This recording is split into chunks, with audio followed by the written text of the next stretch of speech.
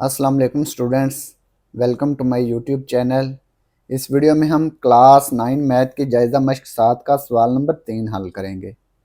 नकात 4 coma -2 और -6 coma 3 से मिलकर बनने वाले किता खत का वस्ती नुक्ता मालूम करें। तो ये दो नकात दिए हुए हैं, इनका हमने वस्ती नुक्ता मालूम करना है। वस्ती नुक्ता मालूम करने का फार्मूला हमें पता है ना, इसका वस्ती नुक्ता मालूम करते हैं। सवाल नंबर 3, 4 कोमा -2 -6 कोमा 3,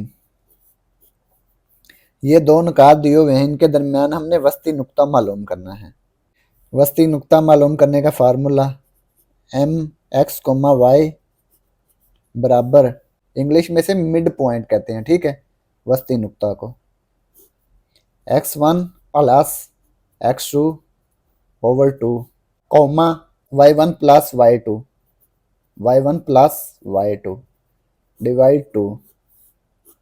x1 क्या है, ये जो पहला नुक्ता है ना, ये x1 y1 है, ये दूसरा नुक्ता x2 y2, ठीक है।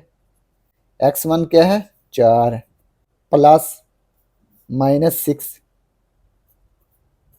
ब्रैकेट लिख के -6 लिखेंगे x2 की वैल्यू, डिवाइड 2 y1 की वैल्यू -2 प्लस y2, ये है 3, डिवाइड 2